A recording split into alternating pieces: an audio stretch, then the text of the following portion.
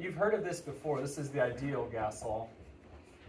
In general, ideal gases, I should put that first, then we'll do the law afterwards. What real gases do and what fictitious gases do, if you will, under ideal situations are very different. If you're a NASA engineer and you're thinking about the pressure differential going inside of those tubes, the tubing of the space shuttle when it takes off, if you get this wrong, your space shuttle literally blows up.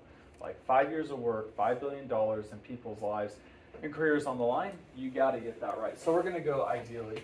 All right, gases have high energy. That means they have a great capacity to do work. We associate this high energy term with kinetic energy. If you took physics or physical science and you've seen this before, the kinetic energy, and we've talked about it with our heating and cooling curve, kinetic energy is related to the speed of an atom or molecule and its mass. So the greater the mass, the greater kinetic energy. The faster it's going, the even more the kinetic energy it has. So what is are gases very massive? Typically, no, not anymore so, but they travel at very high speeds because that kinetic energy term, so this is all under kind of the one thing, is directly proportional to the temperature, meaning that the net average movement, and we'll call it motion, inside of a vessel, if you increase the temperature of that system, then most of those particles speed up, right? And I say most because during a collision, you transfer energy and something is going to slow down in that process as well. All right, definite shape? Nope. So they have an indefinite shape. What about their volume? Is that regularly defined? Yes. Keep going. But if you collapse a container that has gas in it, is that a new concentration of gas? So just treat it like your vehicles. If you look inside of your vehicle's engine bay, so pop the hood up, you're going to have the engine block, and it's going to have plugs in there ultimately, and it's going to talk about the number of cylinders you have. Inside of there, there's a piston, and that piston is going to compress the air and oxygen ratio and fuel ratios, and then there's going to be a spark plug at this area. It's going to ignite all this gas, but you drive the piston down, ultimately changing the concentration to be very high, so when you add a spark, it's ultimately going to explode, right? And I'll show you a better diagram of that in a little bit. So indefinite shape and indefinite volume, meaning it's not regularly defined. You can change the volume of a gas, you can change the shape of a gas as well. Okay. Some other things. Straight line paths, random motion. Are all atoms randomly moving? Yeah, you could say that, but intermolecular forces definitely play into that. Fair? If I want to be near you, I'm going to come near you, but for gases, it's even more random. These straight line paths are really for us to say that there are no attractions and no repulsion. So in terms of intermolecular forces, they don't exist, and nor are they affecting whether a particle or molecule is going to end up heading some region and away from somewhere else. Okay? No attractions, no repulsions. In real life, is this true? No. And no. Is this true? Yes. Yes. But we're in ideal situations making the math a little bit easier. Okay. All right, we'll add a few more properties as we go through here, but that's just in general. You're fine. We'll add a few more properties as we go through here, but in general, that's kind of a good starting point for us. Okay? All right, now let's try to define this ideal gas law system. So here are some constants and ratios. So I'll put them up here again. So I'll go forward and then we'll try to draw in each one. Okay. So here's that movable piston. What you have is a valve. Yeah, question? What is the third one? This one, kinetic energy, directly proportional to temperature. Yeah. What is that little line supposed to be in front of it? Is that just supposed to be like a... This one? No. An arrow. Yeah. Yeah, It's just an arrow. I think I was in the middle of putting it as a new bullet point, but then I decided in my mind it fits with the others. Yeah, sorry. Some Monday. A valve to control the number of molecules in or out, or atoms, so ultimately the mole concentration. And then a temperature gauge to regulate temperature. We can add heat, remove heat, pressure sensor, pressure gauge, and then a movable piston to adjust the volume and or the pressure ultimately. Okay. All right, so in physics, we would say you'd have to do work on the system to collapse this. They would drive the energy of the system up. Energy has to be conserved, so where did that energy come from, so on and so forth. All right, so here's the system. if we, let me say this, the left side will always be the first image of what's going on, and then the second one will be the change to the system. So notice we started with a large volume, we went to a small volume. We kept the valve closed, no gases come in, no gases come out. We kept the temperature constant as well. What happened to the pressure? It increased. So a decrease in volume corresponds to an increase in pressure ultimately. I think it's worth plotting that a little bit generally, because this is called Boyle's law. If you were to plot P over V, what would the shape of that curve look like? As the volume decreases, what happens to the pressure? It increases, and actually I think a lot of our graphs look like this, because we're controlling the volume. Let's do that. So have it going down. So as the pressure is high at the lowest volume, so at the lowest volume we're at the highest pressure, and at the highest volume we're at the lowest pressure, right? So it looks something like this. Generally speaking, when you are plotting, if we had more lab time, we would always run a couple tests on there, and we would find something like this. If we did P is directly proportional to 1 over V versus inversely proportional versus the squared, whatever we have, we could try, don't write all, I mean you can write all these, but two of these are wrong, right? How do we know this one is correct? Because it gives us a direct proportionality, right? So P is inversely proportional to V, P is not directly proportional to V, that is, as pressure goes up, volume doesn't go up, or vice versa, nor is it a squared term, right? So this is our first fundamental relationship. It's not a law, it's a relationship. That's a defined, and then just remember that sign, the symbols in there just stands for in proportionality to, right? Okay, so V is in proportion or proportionally inversely proportional to P. And then the key here, you have to keep as many variables constant as possible. So this is definitely an ideal situation. Wait, what law is this? This Boyle's law. Okay. Yep. Okay, this one. Now when you're looking at this change, what happened here? Temperature. So you kept the number of moles constant, 1, 2, 3, 4, 5, 6. That's still the same. We are keeping the volume constant. This is very important. It's a rigid-sided cylinder, meaning it's not allowed to expand or flex outwards, right? You can only change the piston inside.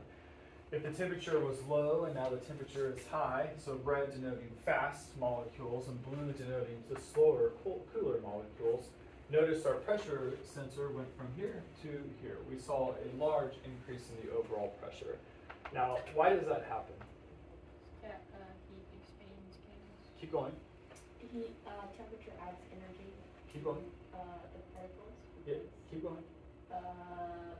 Okay, so the cooling one, right? It's just the base level kind of, and then you add heat, which is adding energy, which is disturbing the molecules and making it go faster. Keep going. Oh no. It hit the walls more. There you go. which There you go. increases the pressure. Yeah, all right. So if we add heat to the system, we definitely would heat up the sides. Let's assume somehow we totally bypass heating up the rigid sides of the cylinder somehow in an ideal situation. Would that heat transfer through this vacuum of space in here? What do you think about that? Can you transfer heat, thermal energy, through the vacuum of space easily? A vacuum. Yeah, through a vacuum of space. Yes. Easily. Oh. I was thinking of the sun to the earth, and I'm like, why, how else would we get heat? Yeah, that would be light energy. Oh. Yeah, not necessarily the thermal energy aspect. Not easily. Oh, right? not easy. So look at Maddie's water bottle, even Mia's water bottle. Any of those, is that vacuum sealed? Do you know? Does it stay cold all day? Yeah. Yeah, it's probably vacuum. In yours, definitely, for sure. So those have two membranes, right? An outer membrane is what you see. The inner membrane, which is what's typically against the solution. And then what's in here? Nothing. Nothing. It's vacuumed, right? It's How not. do they keep it from collapsing? Yeah, perfect, right? Rigid-sided cylinder. You got to create the right structure so that it doesn't implode on itself when you do that, for sure. Yeah, but you can't transfer this energy well, so where does that energy get transferred to? It's now absorbed by these molecules. So yes, they're hitting the wall. Whenever we do this, we say pressure is a measure of the force per unit area, is what this ultimately corresponds to. If you have, do a little physics with me for a second. Yeah. If this is the area, we could calculate that. How would you calculate the area of that two-dimensional plane circle? Fire square. Okay, perfect. if I take a force and I apply a force, right? Let's just call it on my finger, right? Now I have the amount of force, we call it a Newton, over some given amount of area that corresponds to some pressure. That pressure does something to the system, begins to move the atoms and molecules apart, breaking bonds, and ultimately I could break the wall with my finger, right? I could shove it in there. Okay, that's fair. You Oh. wish. I wish, yeah. But what if I took the same force, right? But I did that over a larger area. So I'll try to mimic that. Which one has a greater pressure? Well, you used your whole fist for the other one. Yeah, but the same amount of force given in. Well, On the bottom. Those and I ones. guess you're right. Let's pretend my finger all of a sudden expanded to fill the entire size, right? But definitely changing Oh my the God, area fat changes the finger. pressure. Which one's snowshoes? The bigger one. What? The bigger one, snowshoes. Isn't that the whole purpose of a snowshoe? Is to take your constant force, and in physics, again, we would, please come take physics. I had no idea that snowshoes had anything to do with You know what's that. a better idea? Yeah. You know, like like the beds of nails. Like if you lay on them, Oh, then you're it right. doesn't hurt. But if you like Oh. poke your finger, I was like, it what's gets that? My mind was seriously like, what's better than taking physics, lying on a bed of nails, and let somebody smash you with a cinder block? Anyway, that's where I thought you were going. I was like, she really thinks that's She's better not than wrong. taking physics? You're not wrong. Wait, what? This is how we calculate your weight. This is your mass, and this is the constant on Earth, 9.8 meters per second squared. That's how fast you're being pulled from the center of the Earth. So this was constant. This doesn't change for you always. It doesn't matter where you go on the surface of the Earth, it's always the same. So now, if you take an area, a large snowshoe, and you distribute your weight over a large area, it has less pressure on the top of the snow surface, fair? And now you can easily glide across there. So snowshoes totally work upon this fundamental principle. So 2 ways to change pressure, arguably. You can change the force, or you can change the area. There's actually a third. How else could you change pressure? So I could do this, right? Or I could do this, or I could do this, and I could do this at the same Did time. that hurt your finger? No, I got it. This is crooked for a while though. It's my trigger finger. How else could you change it? apply more He force. smacked that. I did, yeah, we did that. We got the That tap, was we got the impressive. tap, right? Because he went, Make it smaller. it sounded like it hurt. Yeah, we did that. That's 3 then. Those 2. Oh. Change the amount of force or change the area, the size. Change the pressure. But that goes back to here. Think about that. So if this guy's moving fast, right, and he hits here, he's going to have a large momentum. Faster. Momentum is your mass times your velocity. When he hits the wall, he hits it hard, but it's a small area. Is he done inside the cylinder? No? Because what's he going to do next? Balance. Change direction? Boom. Do the same thing? Do the same thing. So what's the third way you can change pressure? Force? Area? Yeah, frequency of collision. Fair? The more often you collide with this spot on the wall right here, the more often or the greater the pressure is going to be because you have a greater force on that area for the wall. So legitimately, I think of it as like a bucket of marbles. If you put 5 marbles in a just a regular size 5-gallon bucket, right, and you shake it, you're going to have to shake really, really, really hard to create the same pressure on the walls that if you put 1,000 marbles in there and just shook it like this, right? You wouldn't even have to shake it hard because all those marbles are hitting the sides of the wall more often anyways. Okay, so definitely a difference of force, area, and frequency all affect those. All right, so P is directly proportional to T. We should write these down so we don't lose them. Why'd you laugh when I shook the marble case? No, it's just, you're a little crazy. This is perfect. This is a really good example. What is the proportional symbol?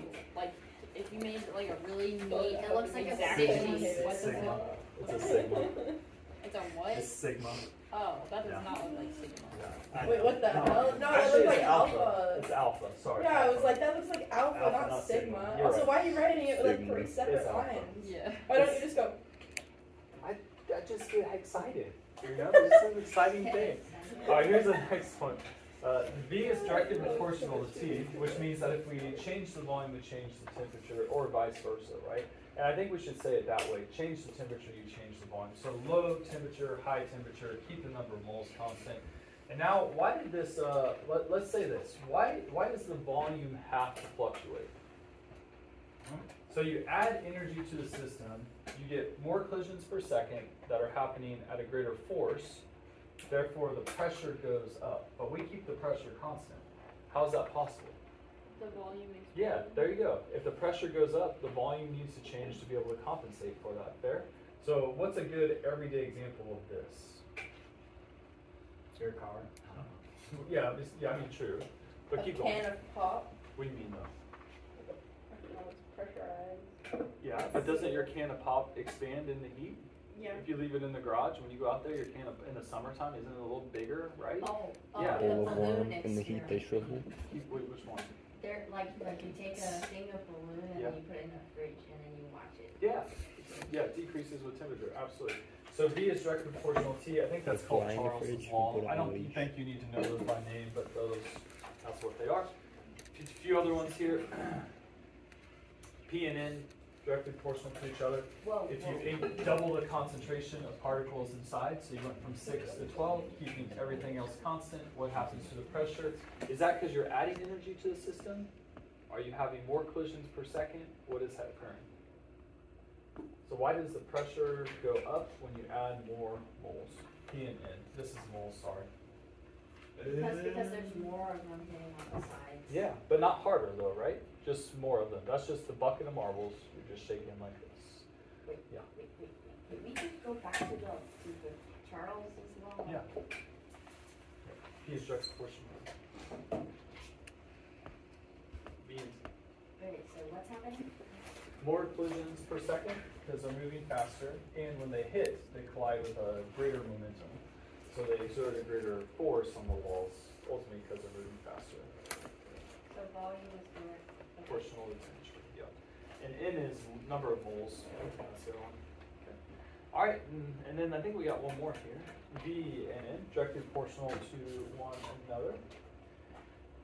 How does the volume of moles change? Keeping the temperature constant if the pressure is going to remain constant. If you double the concentration, then the volume has to expand. That's a typical balloon, right? Yeah. You don't heat the balloon up. You just blow on the balloon to keep the same pressure. And then why does the balloon pop? Why does the balloon pop as you're blowing it up?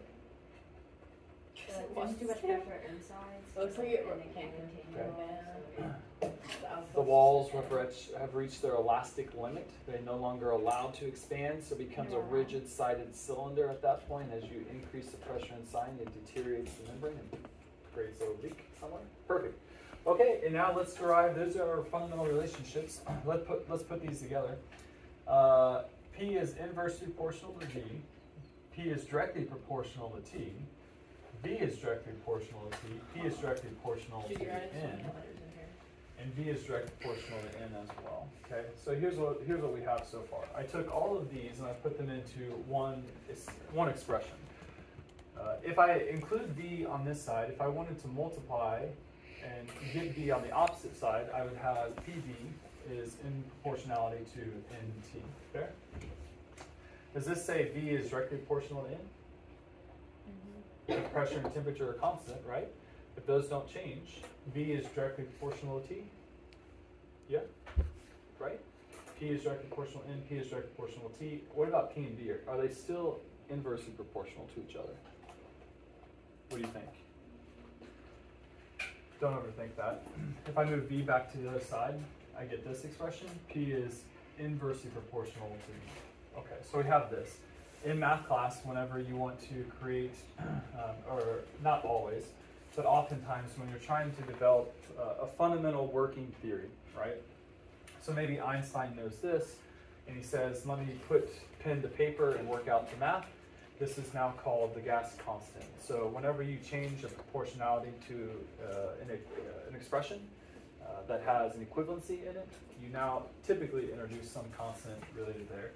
So P is the pressure. The units of pressure here are going to be in atmospheres. They could also be in torrs, millimeters of mercury, bars, pascals, or kilopascals. Do you have to memorize those?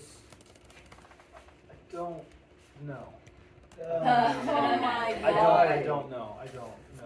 What I would do is I would learn for sure that 1 atmosphere is equivalent to, and you start listing out what these are. 760 torr is also equivalent to 700, I think it's 760 torr, we'll double check that.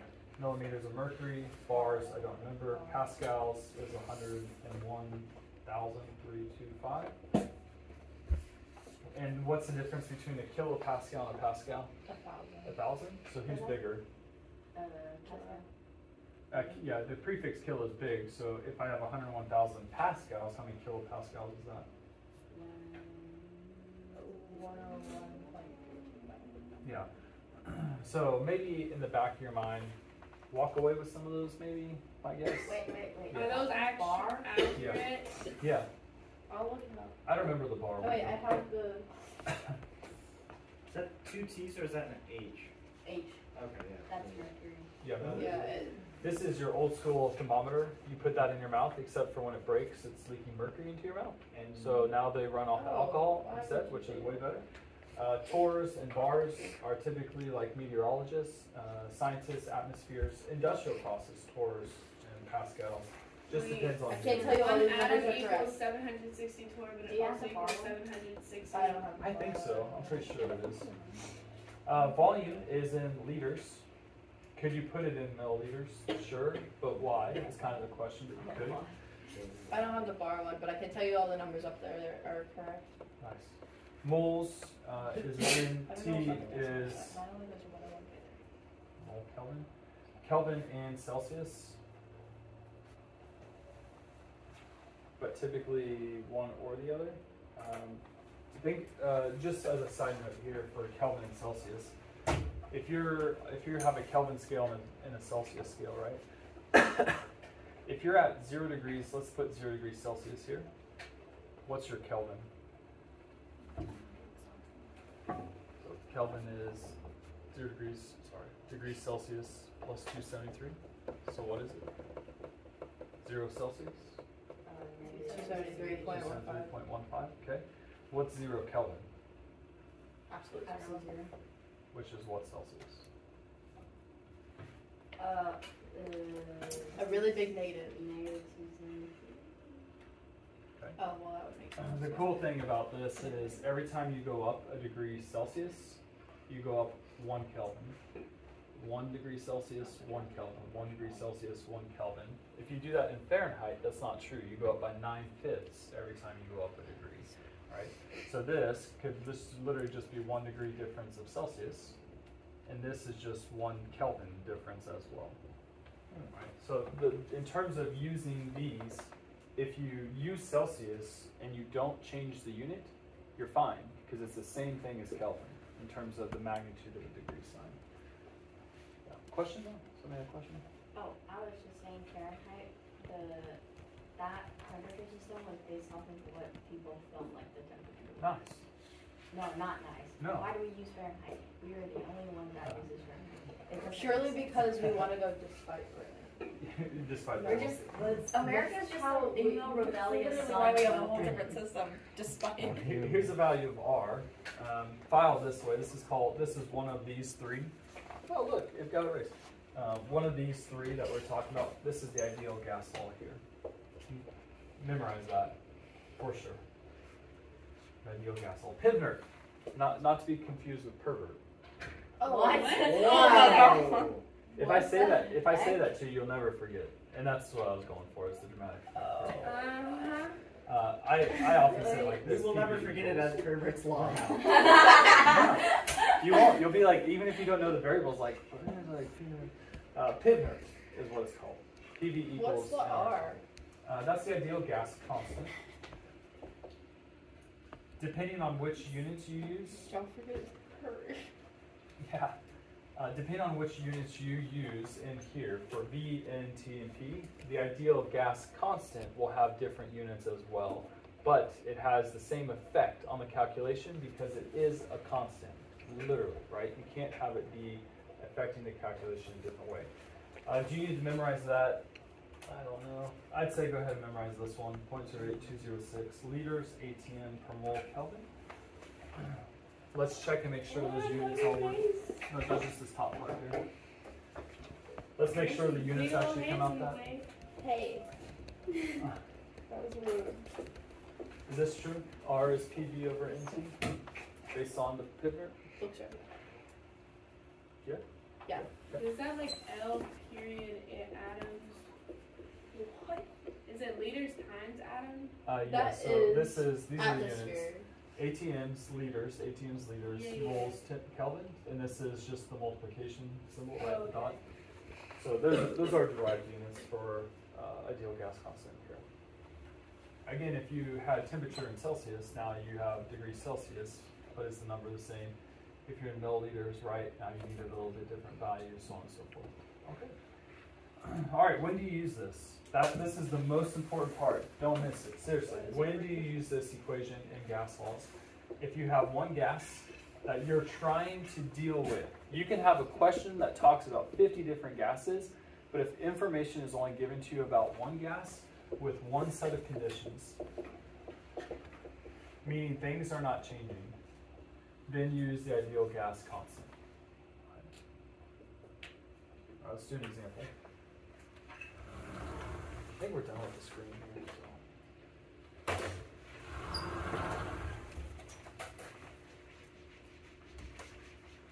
All right, let's calculate the volume of a gas using Pivner, not to be confused with Pervert. See, you're not going to. That's how my brain's gonna work. Yeah, now. you're not gonna lose it now. Yeah, It's but I'm true. gonna spell it pervert, and I'm gonna be confused. Yeah, don't I'm just gonna be confused. Don't You're just gonna see on my work know. and that's on the test. It's true. It's gonna be used pervert. It's like, what does that even mean? Let's say you're at 2.5 atmospheres of pressure, right? And we have 100 grams of carbon dioxide gas.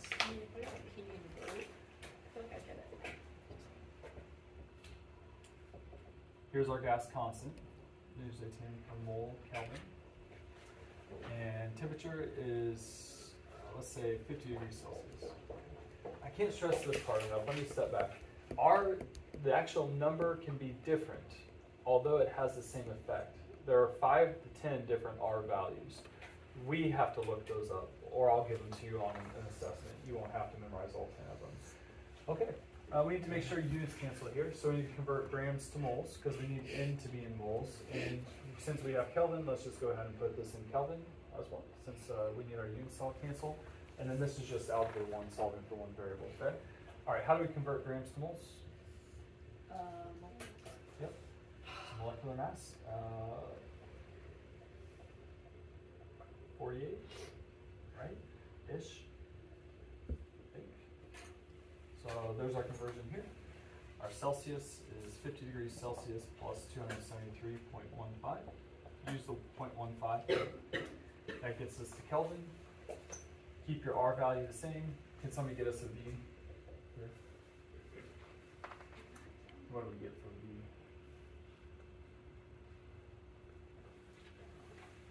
Who would tell you if we were done?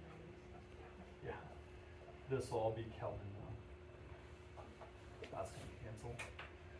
Atmospheres cancel.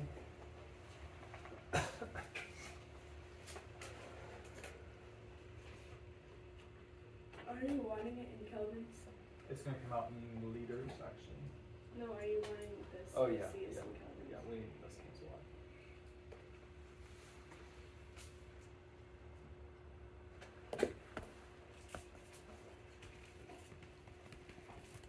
He's waiting. So patient. 1/5 times 300. 60. How it moves. 30. 28. Flat. 30 flat. 28 milliliters. Is that your guess? Hold on. Is that your guess? 20. It's like, let's see how close you are. No, it's 32 Oh. milliliters. This is fluctuating like 6. Is that your final answer? Mm, 22.098. 22? Yeah. That's what I got to. Dang. Yes. 0.0 How do what? you feel? No. Well, to be fair, it's not 48. It's like 44 is the Is it? molar mass. Oh, That's probably what threw 32 you plus, off. oh, you're It's right. like 44. Wait, but then that's gonna change what I put. No, it definitely should not be 44. What do you get now? 32? You actually do. No, because 4 plus 4 is 8, and we only have another 2 to just get to 100. Rats. Like, it makes it slightly bigger because we divide by a smaller number. I'm going 27. Final Oh answer. my god. 27. 24. 24? What? Rats. Did you get 24? Okay, 24 milliliters. Nice. All right. But in Yeah. terms of the actual mechanics of the math, I would say it's pretty simple, right? You're just solving for one variable. The hard part is keeping track of did you cancel all your units? That's going to be ultimately the hard part. All right, let's do an expression off of here now. Let's keep this. Let's solve for the density of a gas. Yeah. Give me the formula for density. Okay. Can I close the door? Yeah. Yeah, it is cold. You cold? Is it I'm drafty back actually there? fine. Because I'm on fire. I'm just kidding. Don't even. Can I put Morgan on fire? I'm, Or is that like I'm violence? lit. Oh my Oh What no. if I Don't ever say that again. What if I draw it? It Sounds will- pretty fire sus, behind doesn't Ew. it? Why did you say Stop. I don't know. My He freshman said, couldn't say I'm things getting like pretty lit. And then he Did goes, he I'm just pretty. call himself He's like, sus? yes. Sus. Yeah. Ooh, yeah. That's not good. You don't want to be Oh, sus. you really? It means Don't wanna be suspicious. sus. Oh, well then I'm not Sus sus. is just I'm It very just means suspicious. I am a throw him vulnerable, out. evident Throw being. him out of the spaceship. No big left. He's the imposter. He's the no, imposter. honestly, he's too lame to be. That's only as of right now because you're trying to use our slang, Let but me like in drink the my wrong way. Waterloo. It's Nice. only as of It's right now. empty. You're using the slang incorrectly. It's true. Normally you're So pretty knowledgeable. It's like really cringe. Like, That's because I'm lit.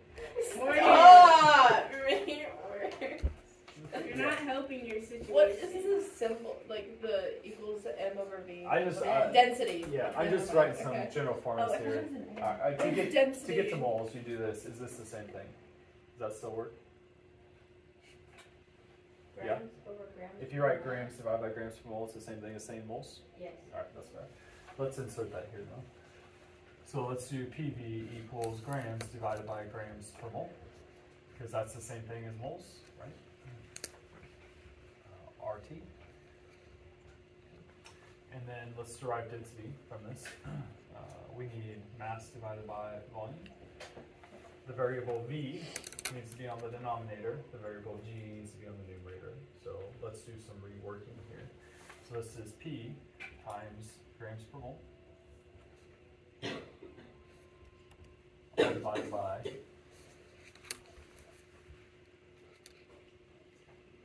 sorry. I'm gonna take grams per mole. I'm gonna get it off the right side. I'm gonna put it on the left side. I'm gonna move V over to this side, which means it's on the denominator. I'm gonna keep G on There's the so many right side. denominators going on. Okay, let's do a couple steps. This should be RT. Well, it He would have wrote been so a lot of confusing if you parentheses had in there like for no switched reason. them. You should have Let's do kept. this. Oh my Multiplied goodness. by G over moles. This cancels. Do that to the other side.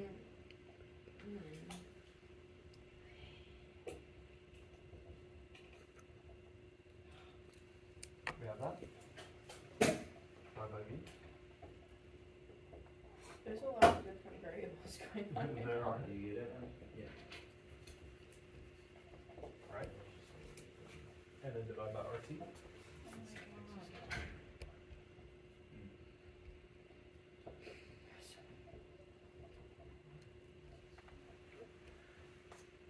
Is this density mass divided by volume? If you give me a second to get there. It's density. So knowing that density is mass divided by volume, and knowing that moles can be written another way, we can substitute that in here and get derive density from there. So when is this valuable? What if you don't know how much gas you have? What if you don't? That sucks. Could you still find the density of the gas? Think about that carefully. if all you know is that you have carbon dioxide pressurized at 1.5 atmospheres and room temperature, 25 degrees Celsius, do you know the density of carbon dioxide in this room? Yeah? This is 1 atmosphere, 1.5. This is carbon dioxide gas, which is our 44. Our R is constant, our T, 273 plus 25 is 298. Yeah, we don't have to know anything about the quantity of carbon dioxide in this room. All we have to know is what the pressure is in this room, literally right now, and the temperature, and we know the exact ratio or concentration of carbon dioxide in this room. Dude, that's straight up cool. It really is. That's a pretty cool process. Hey! Can't get enough. Huh? Thanks, appreciate it. Nice. Okay. So why or when is that helpful? If you ever have a problem that talks about the density of a gas, I'm going to argue go here. This is not a new equation. This is the ideal gas law. It's just rewriting moles this way. And then what if we wanted to find the molecular mass of a gas? How would we do that? Don't ever think that. So the molar mass. How do you find the molar mass of a gas? Here? Molar mass of a gas and just do the thing and figure out it will add it. Yeah, but what if we don't know it? So the problem says, what if you have a gas at pressure of 1.5 atmospheres? It takes up 2 liters of space. There is 5 grams of this gas of unknown. We don't know what the gas is. We just know it's unknown. Not a 5.0. Yeah, 5.0. Mole Kelvin. And then at, again, let's put it at, I don't know, 50 degrees Celsius. Okay. How would we solve for the molecular mass? I've left one thing out of there. What's missing? Yeah, grams per mole.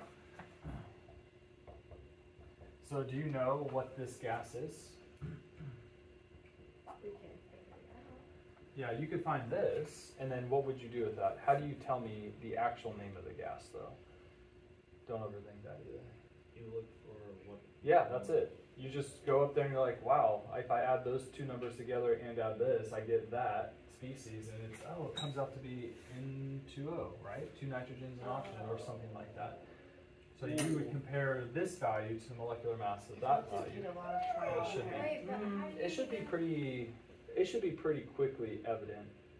Like you could be like, if I take these 2 numbers together, there's no way, it's way too big, right? You're like, I can't have 2 oxygens. And like, oh, but hydrogen is like 2 ones. And it's like, oh, that came out to be 2. Oh, perfect. So it's helium or hydrogen. Figure it right? out and try it. Yeah. What were you asking? You're saying that seems like a lot of work. It actually, it will be very evident. It really will. You'll narrow it down to like 2, and then you'll choose between the 2. Okay. All right, let's just practice. Oh, nope, sorry, one more.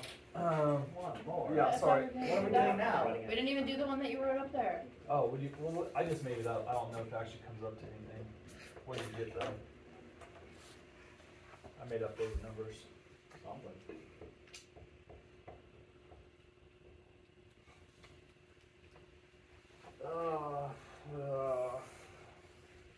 What is that?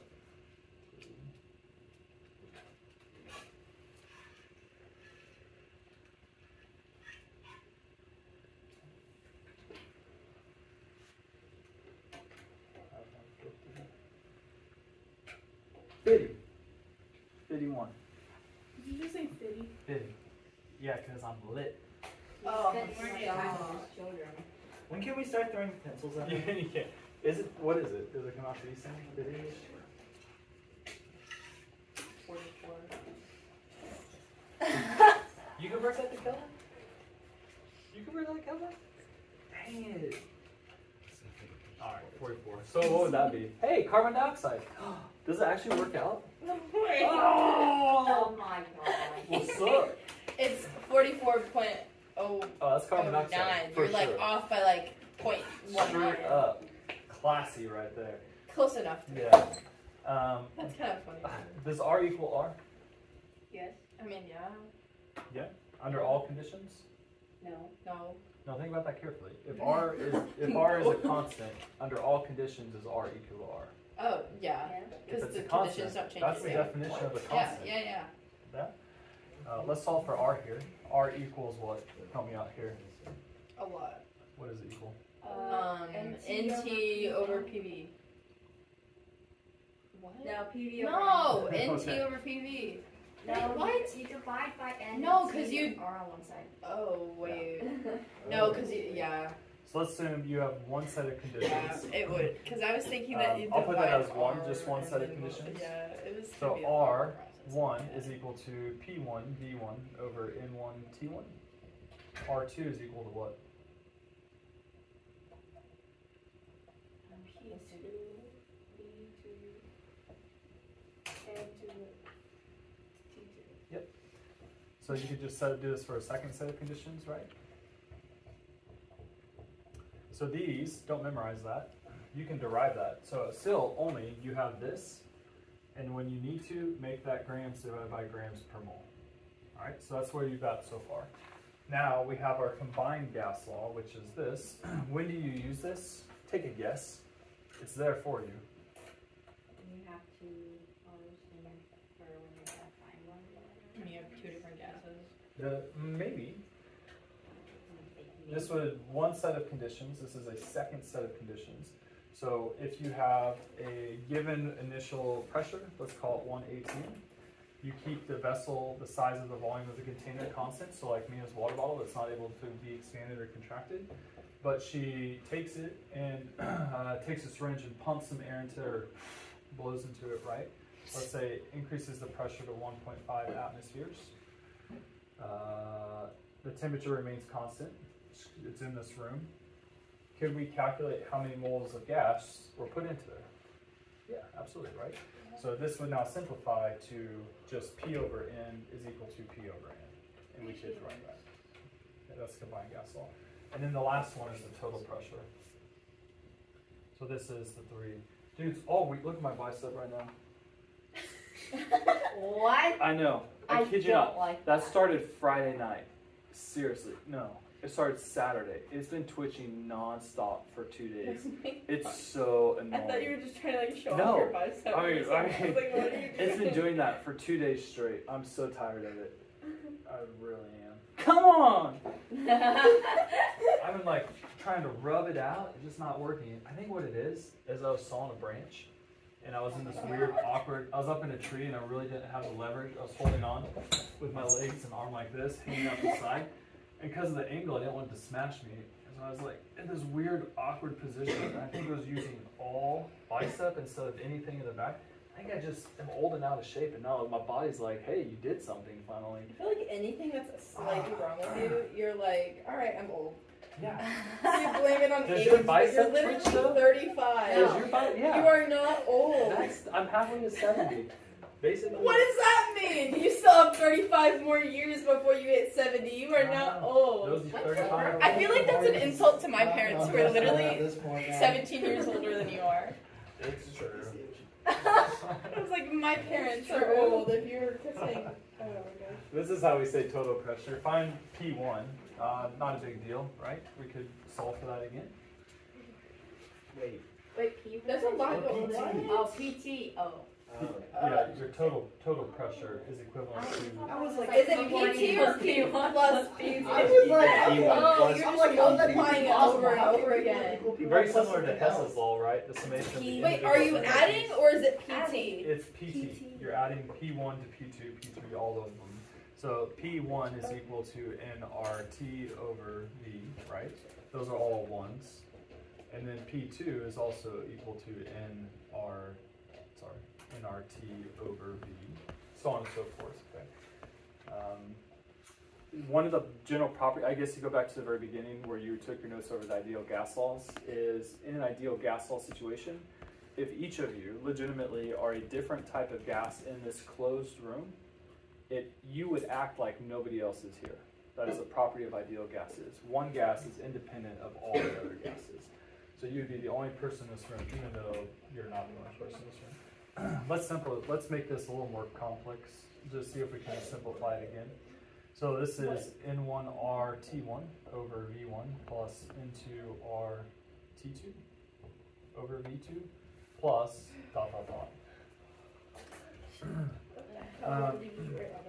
Yeah. Oh. This is P1. That's P1. That's P2. Yeah. Think of it this way: if you have seriously just a vessel that's sealed, right, and you have gases, I'm going to write it as a triangle, and other gases that are a square, and other ones that are a circle in there. So you just have lots of triangles, squares, and circles. Is R the same for all of them? Yeah. Is the temperature of this vessel the same for all of them? Yes. What about the size of the container? Yes. What about the amount of each of those gases? Let me make it so it's not the same. Are they all the same? Are they exactly the same? Nope. Probably not. What would this simplify to? Magic.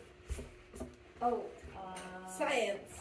N plus N plus N plus N plus N plus N. Right? So look at what's in common with each of them. RTV, factor them out. It leaves behind n's. So another way to write this equality is the total pressure is equivalent to the summation of the moles, Where are you going with this? right? The number of moles Right, of this each gas. squeaky symbol.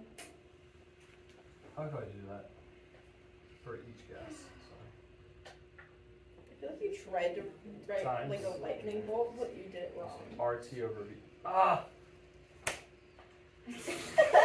I can't write when it does it. We need to It's like. seriously so. I feel like I've worked out my bicep for 2 days nonstop. I feel like I've just been pumping iron the whole day. I Alright, actually. maybe you'll be buff when it's This done is though. whatever. Only I'll on one pop out of side. it. Yeah, I seriously wore a long sleeve shirt today just for this reason, so you But would then you not be pointed it distracted out by anyway. I know. I'm like, everybody's gonna see it. They're gonna be distracted, so I wore a long sleeve one. You won't be able to see it. You're more distracted about it than we are. I know. It doesn't matter if you write this one or if you write this one. It's up to you. There's I no wrote border. both. I wrote every step you went. No, I wrote every Yeah. single thing. So three laws: ideal gas law, combined gas law, total pressure, or it's called Dalton's law of partial pressure. Goodness.